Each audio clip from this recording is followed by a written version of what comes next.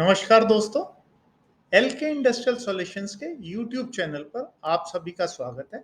यदि आपने अभी तक इस चैनल को सब्सक्राइब नहीं किया है तो जल्दी से इस चैनल को सब्सक्राइब कर दीजिए और बेल आइकॉन दबाना ना भूलिएगा ताकि आने वाले वीडियोस की नोटिफिकेशंस आपको मिल सके। मेरा नाम राजीव वासुदेवा है और आज मैं इस वीडियो में आपको डायफ्राम सील यूनिट्स के बारे में फर्दर जानकारी दूंगा। इस वीडियो में हम sandwich diaphragm threaded seal, sandwich diaphragm flange seal, flush diaphragm threaded जिसको मिनी सील कहते हैं उसके बारे में, flush diaphragm flange seal, extended diaphragm seal, inline flow through type diaphragm seal जिसमें फ्लश टाइप भी बात करेंगे, सिलेंड्रिकल सील के बारे में भी बात करेंगे, पैनकेक टाइप की जो केमिकल सील होती है उसके बारे में बात करेंगे और हाइजीन डायफ्राम सील के बारे में बात करेंगे। तो सबसे पहले हम बात करते हैं सैंडविच डायफ्राम थ्रेडेड सील के बारे में।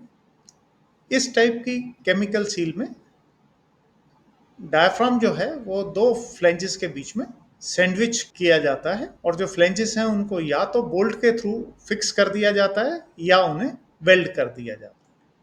फिर आती है सैंडविच डायफ्राम फ्लैंज सील। इसमें भी हम डायफ्राम को दो फ्लैंजेस के बीच में सैंडविच कर देते हैं और उनको या तो बोल्टिंग के थ्रू या वेल्डिंग के थ्रू फिक्स कर दिया जाता है और नीचे आई सेक्शन देकर जो प्रोसेस कनेक्शन चाहिए होता है वो हम प्रोवाइड कर देते हैं। फ्लश डायफ्राम थ्रेडेड सील में डायफ्राम को बॉटम पर जहां पर बोर होता है वहां पर वेल्ड करके प्रोवाइड किया जाता है। मिनिमम साइज इसमें जो अवेलेबल रहता है वो 3/4 इंच का रहता है। कनेक्शन साइज 3/4 इंच मिनिमम है तो सही, लेकिन रेंज के हिसाब से उसको कनेक्शन साइज प्रोवाइड किया जाता है। कुछ ऐसी रेंजेस हैं जिसमें 3/4 इंच पॉसिबल नहीं हो पाएगा या कुछ ऐसी रेंजेस हैं जिसमें हम 1 इंच नहीं दे पाएंगे, तो वो रेंज के हिसाब से हम डिसाइड करते हैं कि उसमें कनेक्शन क्या हो, लेकिन मिनिमम साइज जो अवेलेबिलिटी है वो 3/4 इंच। कि जहां पर हाईली विस्कस फ्लूइड या क्रिस्टलाइजिंग फ्लूइड होता है वहां पर रिकमेंड की जाती है। फिर आ जाता है फ्लश डायफ्राम फ्लैंज सील। इसमें जिसे नाम से ही पता लगता है कि फ्लैंज कनेक्शन रहता है। इसमें डायफ्राम जो है वो फ्लैंज के आरएफ पोर्शन पर वेल्ड कर दिया जाता है। फ्लश डायफ्राम सील में मिनिमम साइज जो अवेलेबल है वो 1 इंच है। कनेक्शन साइज की अवेलेबिलिटी हम रेंज के हिसाब से सजेस्ट करते हैं। कुछ ऐसी रेंजेस हैं, छोटी रेंजेस, जिसमें 1 इंच का फ्लैंज पॉसिबल नहीं हो पाता क्योंकि डायफ्राम का साइज 1 इंच के आरएफ पोर्शन के साइज से ज्यादा बड़ा हो जाता है। ये हाईली विस्कस फ्लूइड या वो फ्लूइड जिसमें सॉलिड पार्टिकल्स रहते हैं उनके लिए रिकमेंडेड रहता है। नेक्स्ट है extended diaphragm seal. Extended diaphragm seal नाम से ही पता लगता है कि जिसमें डायफ्राम जो है वो हमने एक्सटेंड करके लगा रखा है। इस तरह की सील जो है वो नोजल के फ्लैंज के ऊपर लगाई जाती है और डायफ्राम जो है वो एक्सटेंड किया जाता है नोजल के साइज के हिसाब से और नोजल के आईडी के हिसाब से। तो लेंथ और डायमीटर जो एक्सटेंशन का है वो हम नोजल के आईडी और नोजल की लेंथ के हिसाब से डिसाइड करते हैं। नोजल के हिसाब से स्पेस देकर डायफ्राम को एक्सटेंड करके जहां पर पाइप का आईडी होता है वहां तक डायफ्राम को ले जाया जाता है ताकि हम डायफ्राम पर क्लॉगिंग को प्रिवेंट कर सकें। फिर नेक्स्ट जो आता है inline flow through type diaphragm seal आती है। इस सील को हम प्रोसेस लाइन में ही इंस्टॉल करते हैं, इसलिए इसको इनलाइन फ्लो थ्रू सील कहते हैं। ये इस तरह से डिजाइन की जाती हैं कि जो प्रोसेस मीडिया है वो इसके डायफ्राम को खुद ही साफ करता चला जाए। ये उन जगहों पर रिकमेंड की जाती है जहां पर प्रोसेस मीडिया जो है वो स्लरी रहता है या जिसमें सॉलिड पार्टिकल्स रहते हैं। फ्लैंज कनेक्शन हम प्रोसेस रिक्वायरमेंट के हिसाब से दे सकते हैं। मिनिमम साइज अवेलेबिलिटी 1/2 इंच है, तो अगर हम दूसरी भाषा में कहें तो मिनिमम 1/2 इंच लाइन साइज के लिए हम इस तरह की सील का यूज कर सकते हैं। दूसरी जो आती है इनलाइन फ्लो थ्रू टाइप में, वो है सिलिंड्रिकल डायफ्राम टाइप की seal. Cylindrical diaphragm seal process line में दो फ्लैंजेस के बीच में इंस्टॉल की जाती है। इनको हम सेल टाइप डायफ्राम सील भी कहते हैं।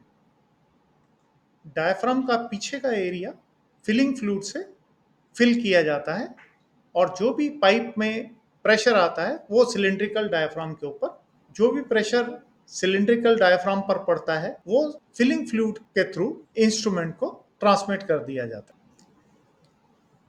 इनर डायमीटर इस सील का इस तरह से डिजाइन किया जाता है कि वो प्रोसेस पाइप के इनर डायमीटर के इक्वल रहे, ताकि जो डायफ्राम है वो कॉन्टिन्यूसली क्लीन होता रहे। इस तरह की सील के यूज से हम क्लॉगिंग को अवॉइड कर सकते हैं, ताकि हमें एक्यूरेट रीडिंग मिल सके। इन सील्स का उपयोग हम तब करते हैं जब प्रोसेस मीडिया बहुत ज़्यादा स्लरी रहता है या उसमें सॉलिड पार्टिकल्स बहुत ज़्यादा रहते हैं।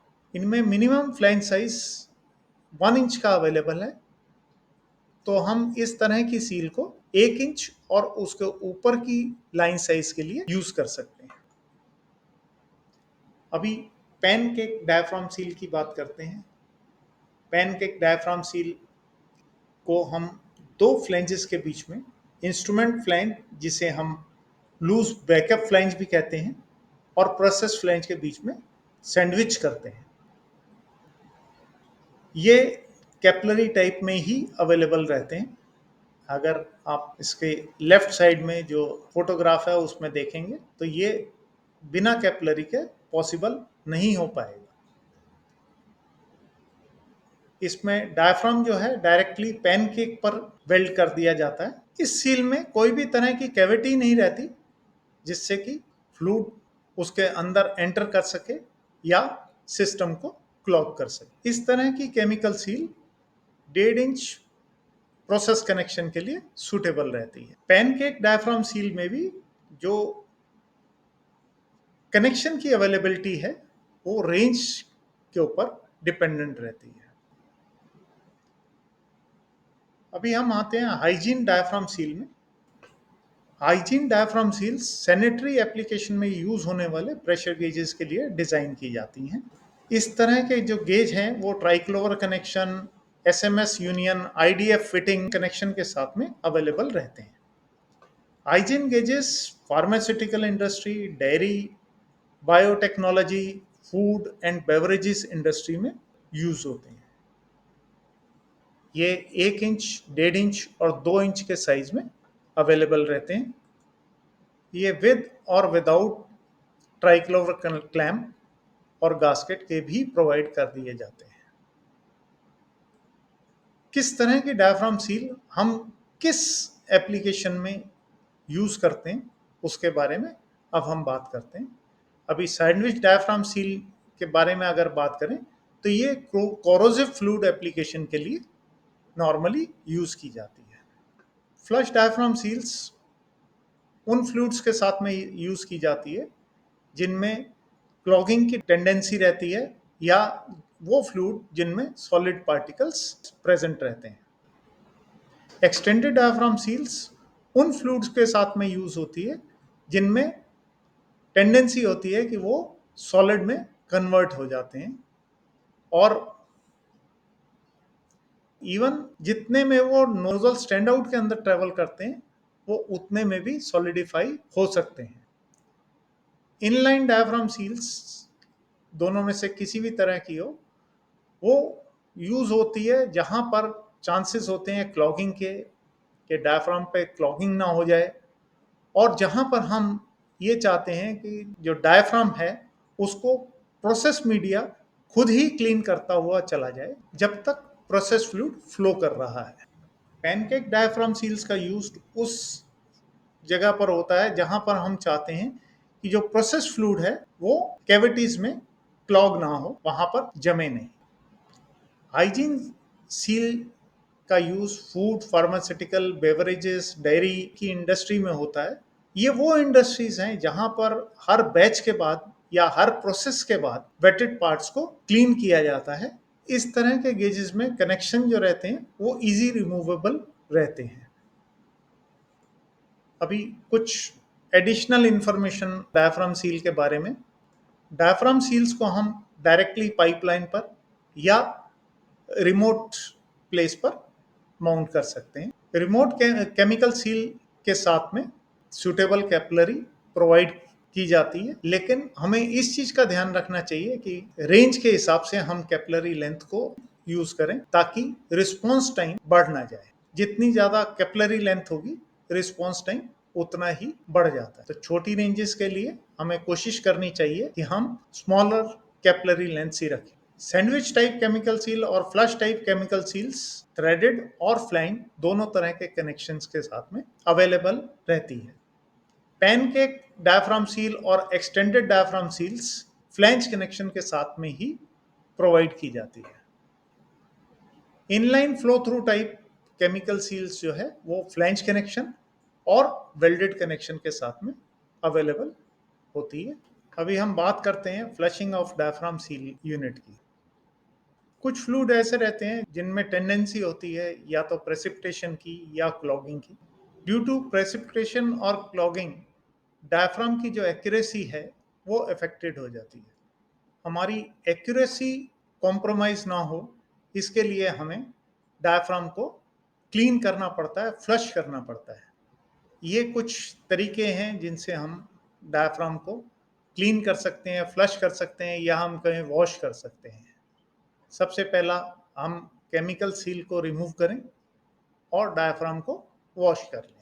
दूसरा है हम फ्लशिंग कनेक्शन प्रोवाइड करें बॉटम चेंबर के ऊपर। केमिकल सील जहां पर डायफ्राम हमने सैंडविच किया हुआ है वहां पर टॉप चेंबर, डायफ्राम और बॉटम चेंबर में बिल्कुल डायफ्राम के नीचे हम फ्लशिंग कनेक्शन प्रोवाइड कर देते हैं। उसमें 1/4 इंच का भी रहता है, 1/2 इंच का भी रहता है, 3/4 इंच का भी रहता है। इस तरह से हम डायफ्राम को लाइन पर लगे लगे भी क्लीन कर सकते हैं। फ्लशिंग कनेक्शंस का नॉर्मली यूज हम सैंडविच डायफ्राम सील्स में करते हैं। जहां पर हमारे फ्लश डायफ्राम सील रहती है वहां पर हम फ्लशिंग रिंग का यूज करते हैं। उसको हम जिस फ्लैंज पे हमने डायफ्राम वेल्ड कर रखा है उसके और प्रोसेस फ्लैंज के बीच में प्लेस कर देते हैं विद सूटेबल गास्केट्स और उसको हम बोल्टिंग करके फिक्स कर देते हैं। फ्लशिंग रिंग जब भी हम यूज करते हैं तो हमें इस चीज का ध्यान रखना चाहिए कि जो फ्लशिंग रिंग का मटेरियल है वो हमारे प्रोसेस को सूट करने वाला मटेरियल होना चाहिए। यदि आपने इस चैनल को अभी तक भी सब्सक्राइब नहीं किया है तो जल्दी से इस चैनल को सब्सक्राइब करें और बेल आइकन जरूर दबाएं ताकि आने वाले वीडियोस की नोटिफिकेशन आपको टाइमली मिल सके। आप हमारे साथ कनेक्ट हो सकते हैं हमारे फेसबुक पेज पर, हमारे फेसबुक ग्रुप में आप जुड़ सकते हैं, इंस्टाग्राम पर हमसे जुड़ सकते हैं और लिंक्डइन पर हमसे जुड़ सकते हैं। आप हमें कांटेक्ट कर सकते हैं हमारे मोबाइल पर, हमारे व्हाट्सएप नंबर पर, हमारे ईमेल आईडी पर या हमारे वेबसाइट पर। जल्द ही हम अपने नए वीडियो के साथ में आपसे मिलेंगे। तब तक अगर आपका कोई भी क्वेश्चन है इस वीडियो से रिलेटेड तो वो आप हमसे हमारे व्हाट्सएप पर या हमारे ईमेल आईडी पर या इस वीडियो के नीचे अपने कमेंट्स में आप लिख सकते हैं ताकि हम उसका रिप्लाई कर सकें। आप आगे कौन से और वीडियोस देखना चाहते हैं उसके बारे में भी आप हमें इन्फॉर्म कीजिए ताकि हम उस तरह के या उस प्रोडक्ट के वीडियो को लेकर आपके साथ में प्रेजेंट। धन्यवाद।